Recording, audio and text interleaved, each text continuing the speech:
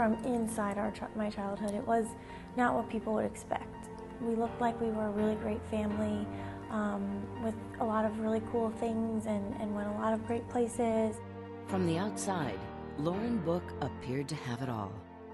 The daughter of a prominent attorney and Florida lobbyist, Lauren and her family were close.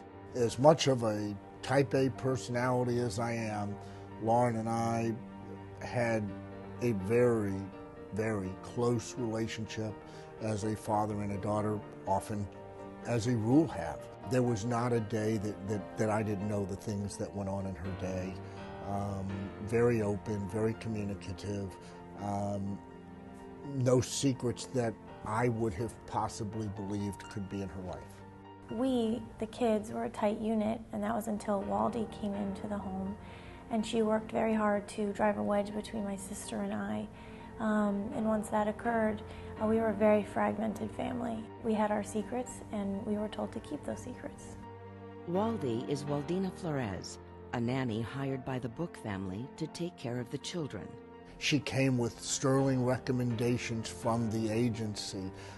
They knew her past employers, they knew that she was impeccable, they knew she had no issues that we should or would or ought to be concerned about.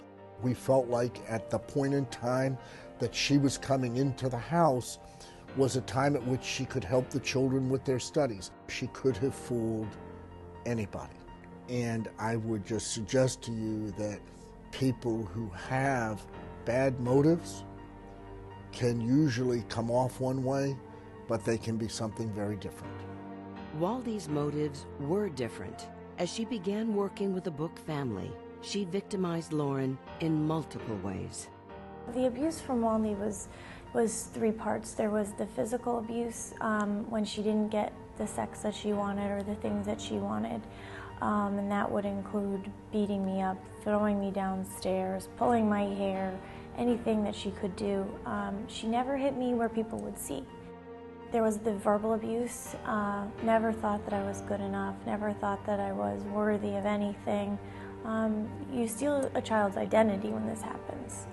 So I never thought that I was worth even talking about it. And the sexual abuse, she used objects, she, defecated on me, urinated on me, anything that she wanted to do to further her, her sexual pleasure, gratification, and anything that would give her that end. Sexual abuse doesn't always come from outside the home. Statistics show 90% of child victims know their offender, with almost half of the offenders being a family member. This abuse also crosses all economic boundaries. We definitely lived in poverty. My mother was on public assistance, and my father worked, I guess, off the books, and I had two older brothers, and life was it was interesting. With both parents trying to make ends meet, Roberto would be left in the care of another family member who began abusing him at an early age. I was put under his care, we were playing, he was taking care of me, we started wrestling. And to not get too dramatic and too back into that moment, he raped me. And for a long, long time, I would tell myself that I didn't, that I wasn't raped, that I let that happen to me, that nothing happened to me that I didn't let happen to me. And then it became kind of a casual thing. And then it wasn't so much forced anymore as it was coerced. And then I can remember even as a child looking for that same affection then. Afterwards, getting used to it, and actually wanting it.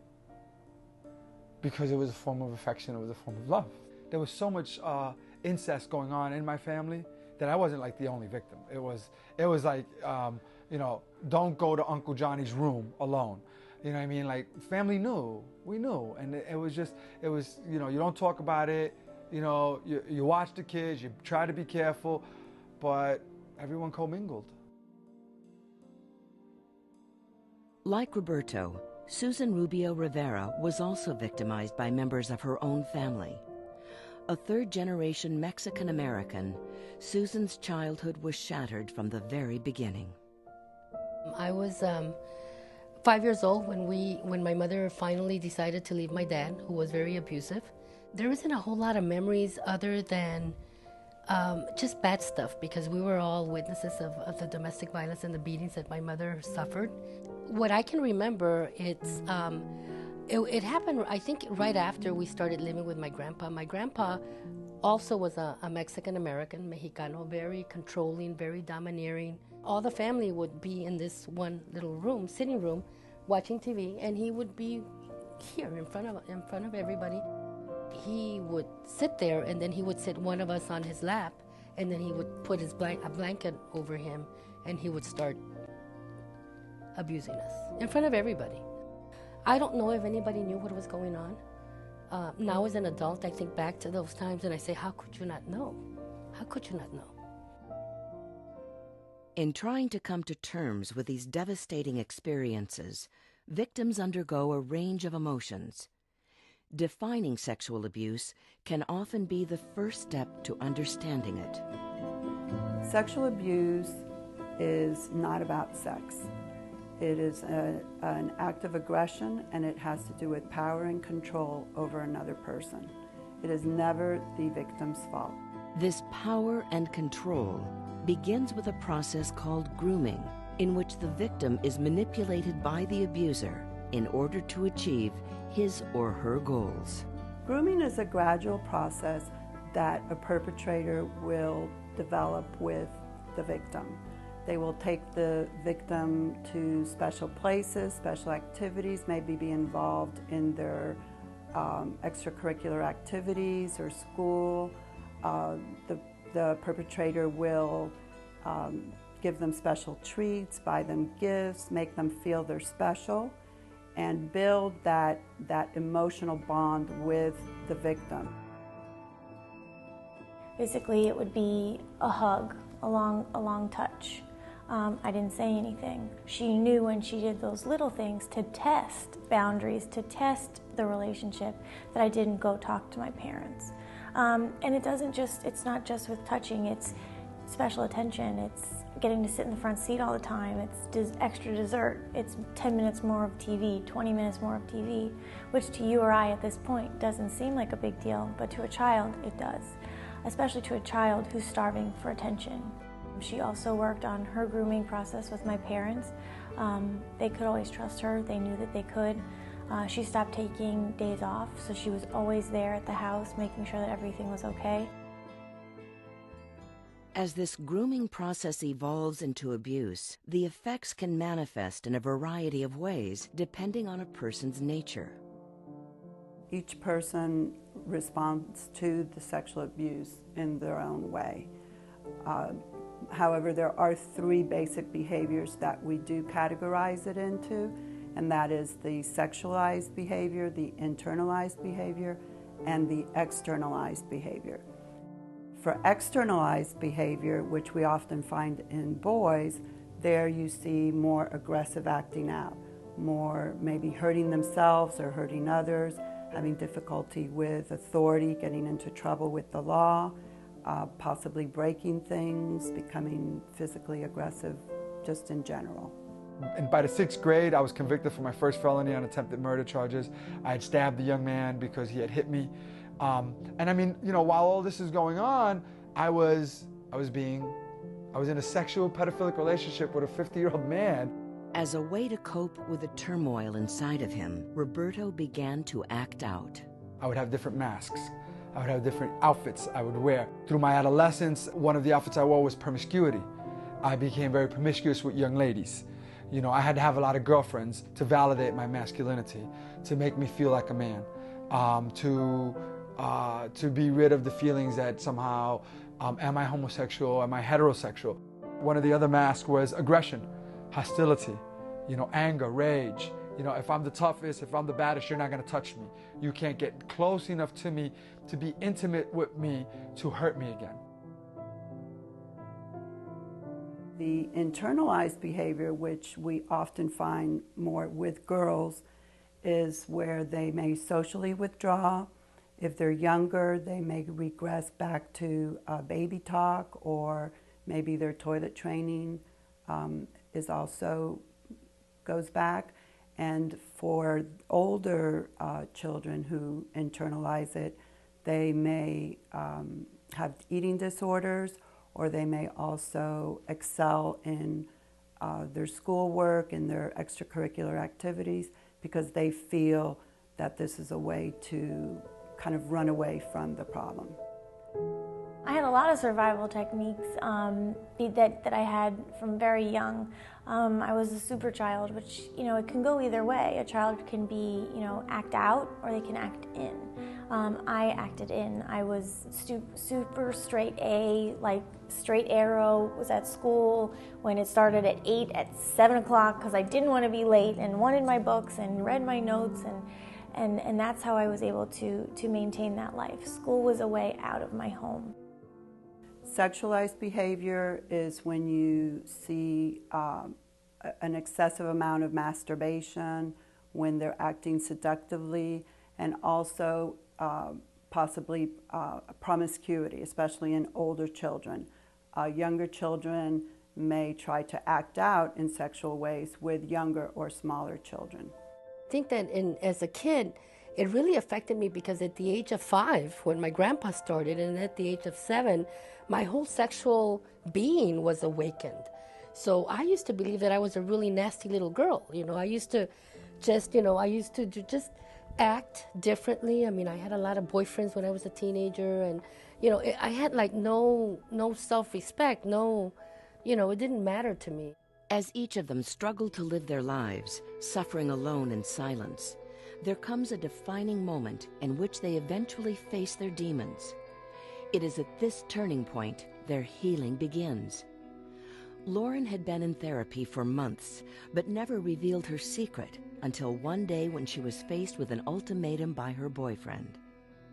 He saw bruises on parts of my body that should not have been there, and kept pressing and pressing and pressing. And eventually I told him what was going on, and after some time he said, "Look, if you don't tell your father today, I will tell him tomorrow."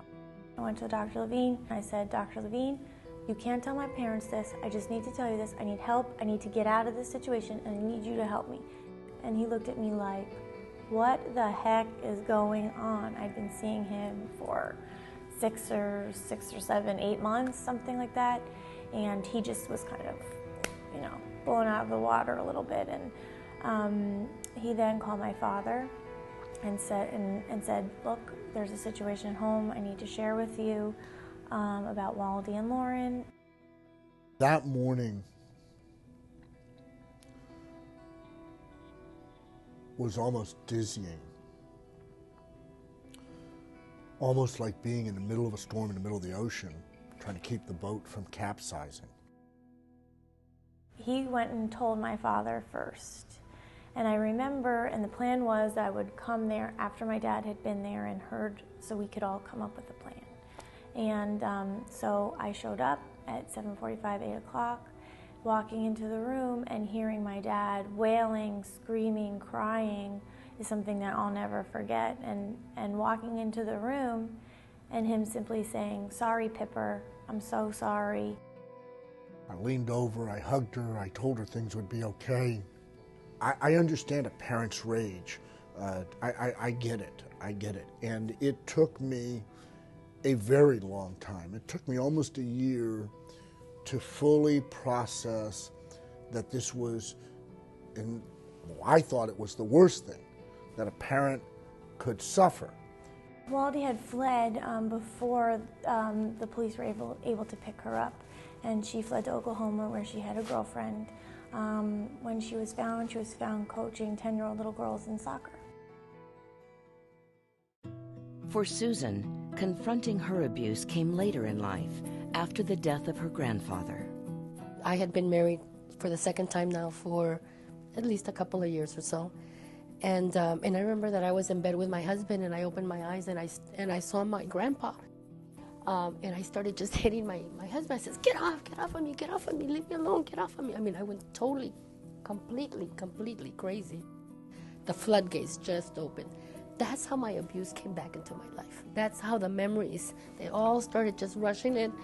Had an anxiety attack, really, really bad. That's what took me into therapy. That's when we started really dealing with my sexual abuse. And that's when I was able to really put blame where blame goes. I think that as an adult, my relationship with my children was just really affected. I think that I remember that I was always, the aunt that rocked the children, my nephews to, because I love to sing. So I would sing to them, or I would tell them stories.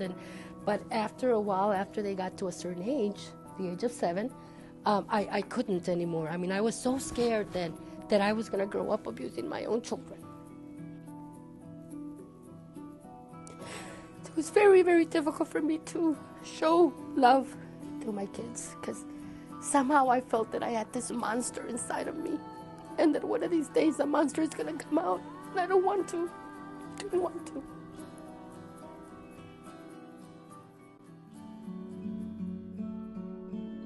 Having never really dealt with his sexual abuse, Roberto, now a parent himself, was forced to face his worst fears when his 3-year-old daughter revealed to him an inappropriate game she was taught by another family member. And I looked at her, and inside, I felt so much pain. And I held it, and I looked at her and I smiled, and I said, "Sweetie, who taught you that game?" And she said, "Uncle Johnny taught me that game." And I said, "Wow, honey, thank you. You're so brave for telling me about this game you're playing." And I scooped her up, and I held her in my arms again. And I said, "Daddy can't play this game with you, baby. Daddy loves you very much, and this is not a game you can play anymore. And Daddy's gonna make sure you never play this game again." Oftentimes, when a child comes and discloses that they have been abused, the parent, this will be a trigger for the parent, and then the parent is suddenly dealing not only with their child's sexual abuse, but their own past history of sexual abuse. I learned that when I face my demons and my monsters, they're not as scary as I thought they were. They're just things that happen. And what can I do with that experience?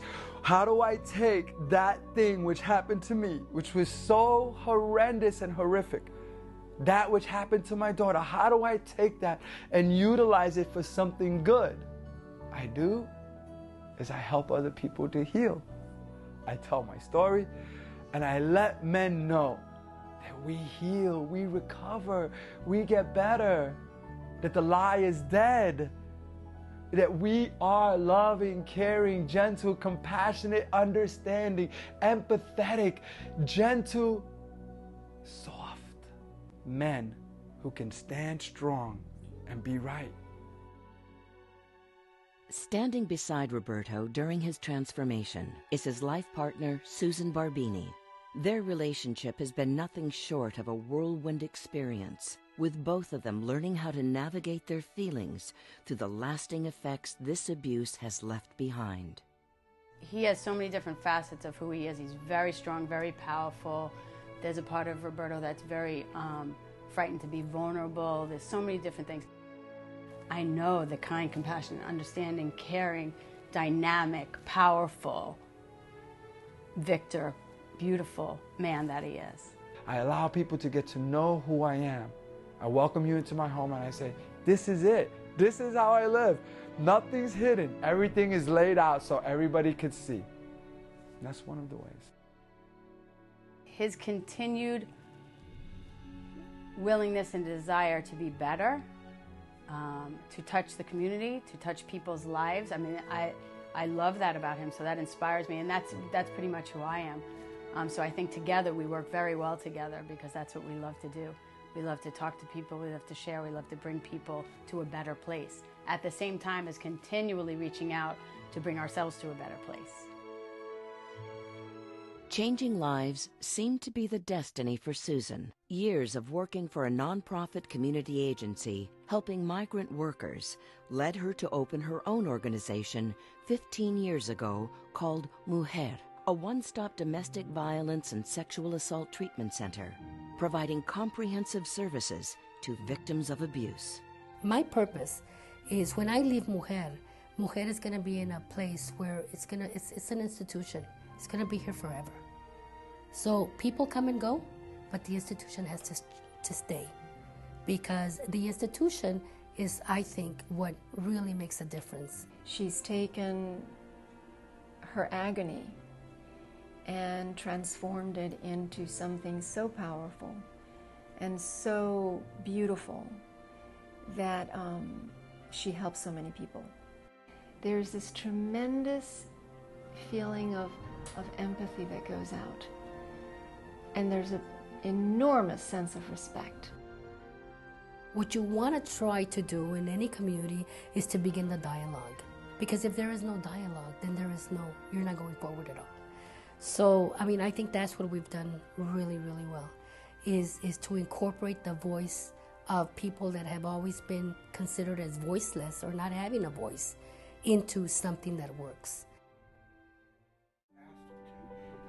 Finding shortcomings in the legal system, Lauren and her father began advocating for victims of sexual violence. This campaign led to the founding of Lauren's Kids, which aims to prevent sexual abuse through awareness and education. I started advocating and changing laws and working to make a difference for children and families that we found were wrong with the system. From then on, it was constantly working to make Florida and the country a safer place for our children. From the very beginning, putting our heads in the ground wasn't an option. Hiding in a closet wasn't an option. Sweeping it under the rug wasn't an option. What we also found was talking about it, doing things about it, was healthy. Beyond the advocacy part, the awareness part that we do is so important. Lauren's Kids, 95% of sexual abuse is preventable with education and awareness. So the largest awareness campaign that we do is our walk. For a number of years, Lauren has walked across the state in an effort to raise awareness about childhood sexual assault. Her walk from Key West to Tallahassee included stops at different crisis treatment centers along the way. It was a really, really moving, incredible experience, and creating that awareness is so paramount. It opens your eyes to all the things that are out there. One of our missions is to make sure people pay attention to it, that we raise awareness, that we make sure that that communities, parents, counselors, teachers know what they need to know, but that resources from a law enforcement and prosecutorial perspective are put into this arena, that resources are put into counseling, that resources are put into healing people to survivorship. That's part of what it is we do. I'm very blessed to have a lot of support. I have my father, who's my #1 ally in the fight, and we lock arms and we put our noses down. But I think that all the survivors I meet and all of the people that are in my life, those are all my support systems. You always want to be your kid's hero. You want to be that comic book Superman hero that they think about when they think about their childhood. They never really think about your kid being your hero. You think about being their hero, because that's what you're supposed to be. It's what you were taught you were supposed to be. She is my hero.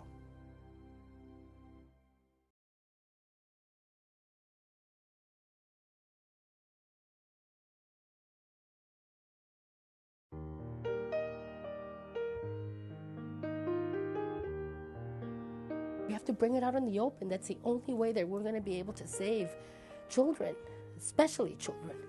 Because even though I care a lot about all victims, to me, the kids. Because if we can stop abuse while they're young, before it happens, that's going to save them years and years and years of trauma.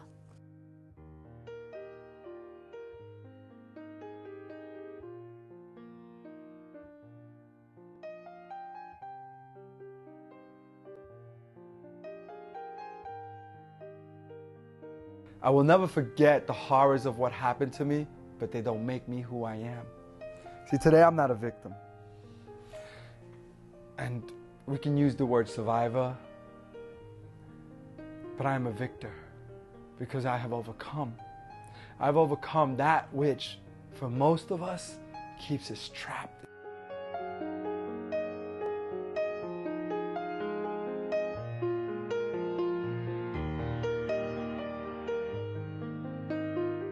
Surviving. The true hardest part of abuse is not when you're in the abuse, it's when you're out of the abuse. When that person is out of your life, keeping that person out of your life, and healing and choosing every day to get up and make a difference.